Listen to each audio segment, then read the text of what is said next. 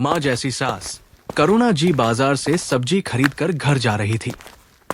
रास्ते में उनकी मुलाकात उनकी जेठानी की बहू शारदा से हो गई। नमस्ते मां जी, आप सब्जी लेकर जा रही हैं। संजना कहीं गई हुई है क्या? नमस्ते बहू, कैसी हो? संजना घर पर ही है, वो उसने क्लाउड किचन का काम शुरू किया है, इसलिए मैं उसकी हेल्प कर रही हूँ। माफ करना मां जी, लेकिन अभी कुणाल जी की शादी को 6 महीने ही हुए हैं और आपने अपनी बहू को सिर पर चढ़ा लिया है। वह सारा काम आपसे करवाती है। नहीं बहू, ऐसी बात नहीं है। हम दोनों मिल बांट कर काम कर लेते हैं। जब उसके पास ऑर्डर नहीं होते तो वह मुझे काम नहीं करने देती, लेकिन जब ऑर्डर आ जाते हैं तो कुछ काम मुझसे करवा लेती है। अब मैं क्या बोलूं, मां जी, जैसी आपकी मर्जी। अच्छा, अब मैं चलती हूँ।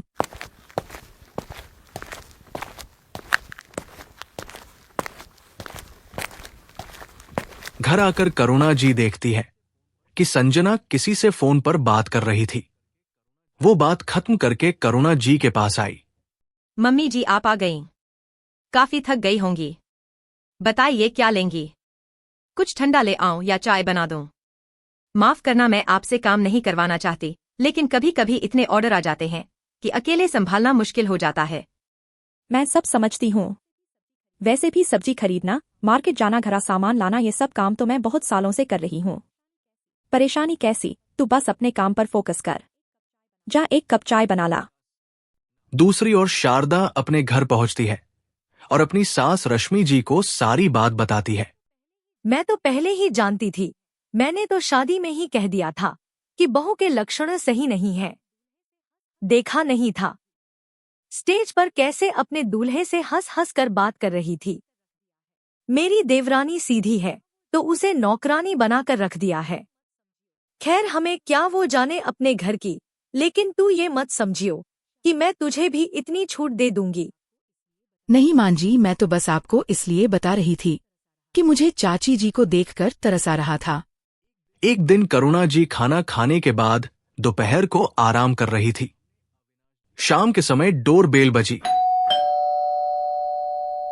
संजना ने गेट खोला तो सामने अविनाश जी खड़े थे। वे अंदर आकर बैठे। तभी करुणा जी बाहर आई। आज आप बहुत जल्दी आ गए। संजना, अपने ससुर जी के लिए चाय बना ला। रहने दो, चाय नहीं चाहिए। आज भाई साहब से मिलने गया था। उनकी तबीयत थोड़ी खराब थी, राकेश ने बताया था।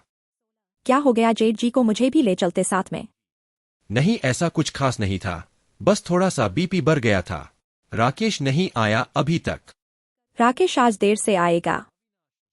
अविनाश जी फ्रेश होकर अपने कमरे में बैठे थे। करुणा आज भाभी कह रही थी कि तुमने अपने बहू को सिर पर चढ़ा लिया है। घर का सारा काम करुणा से करवाती है। करुणा जी कुछ बोल पाती, इससे पहले संजना कमरे में आ गई। उसने सब सुन लिया था। उसने खाने की थाली रखते हुए कहा, पापा जी, मुझे माफ कर दीजिए। आज से मैं मम्मी जी से कुछ नहीं करवाऊंगी, चाहे मुझे अपना काम बंद करना पड़े। चुप रह बहू, मैंने तुझसे कोई शिकायत की है? बोलने दे जिसे जो बोलना है। मैं अपनी बहू का हर काम में साथ दूंगी। तू काम बंद नहीं करेगी, नहीं तो मैं गुस्सा हो जाऊंगी। संजना की आंखों से आंसू बह रहे थे। बेटी, मैं तो बस ये बता रहा था कि भाभी क्या कह रही थी। तुम चिंता मत करो, हमें तुम्हारे काम से कोई परेशानी नहीं है। लेकिन मम्मी जी, आपको बहुत परेशानी होती है। सारा दिन कुछ न कुछ काम लगा रहता है। बहू, मैंने तुझे हमेशा अपनी बेटी माना है। तेरे लिए मैं कुछ भी कर सकती हूँ। हमारा रिश्ता सास बहू का नहीं, माँ बेटी का है। चिंता मत कर, जिसे जो बोलना है बोलने दे। इसी तरह समय बीत रहा था। एक दिन करुणा जी सुबह उठकर ड्राइंग रूम में आई तो देखा संजना किचन में नहीं है। करुणा जी उसके बेडरूम के पास पहुंची और आवाज दी, राकेश, संजना को जगा दे। आज के ऑर्डर के लिए क्या सामान लाना है, उसकी लिस्ट बना दे। मम्मी, वो संजना को तेज बुखार है। करुणा जी ने अंदर जाकर देखा संजना को तेज बुखार था।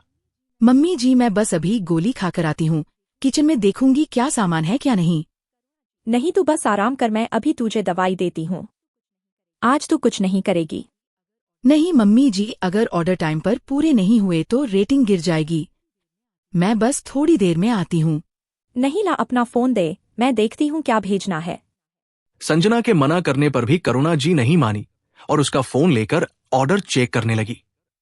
फिर वो फटाफट किचन में गई और सारे ऑर्डर एक के बाद एक पूरे करने लगी। शाम तक सारा काम निबट गया। रात को करुणा जी संजना के कमरे में गई। बहू, तुझे तो अभी भी तेज बुखार है।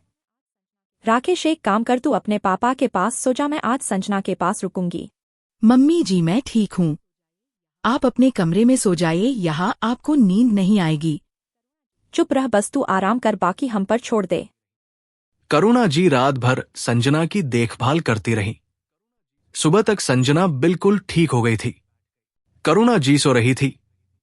संजना आकर उनके पास बैठ गई। वो मोबाइल देख रही थी। उसकी आंखों से आंसू बह रहे थे। अरे पता ही नहीं चला कब नींद आ गई। तू रो क्यों रही है? तू ठीक तो है? मम्मी जी मैं बिल्कुल ठीक हूँ। कल आपने 12 ऑर्डर भेज दिए, वो भी अकेले। क्या हुआ, कहीं कुछ गलत तो नहीं चला गया? किसी ने कंप्लेंट तो नहीं की ना? बता न, रो क्यों रही है? मम्मी जी आपका बना खाना कस्टमर को बहुत पसंद आया, सबने अच्छी रेटिंग दी है, मुझे गोल्डन मेंबर बना दिया है। आप दिन भर खाना बनाती रहीं और रात भर मेरी देखभाल करती रहीं। हे भगवान, तूने तो डरा दिया। पागल, मैंने कहा था कि तू मेरी बहू नहीं मेरी बेटी है। क्या एक माँ अपनी बेटी के लिए इतना भी नहीं कर सकती? संजना अपनी सास से लिपट गई। आज की कहानी यहीं पर समाप्त हुई। फिर मिलेंगे एक और कहानी के साथ। कहानी पसंद आए तो एक लाइक जरूर करें। चैनल को सब्सक्राइब करना बिल्कुल ना भूलें। धन्यवाद।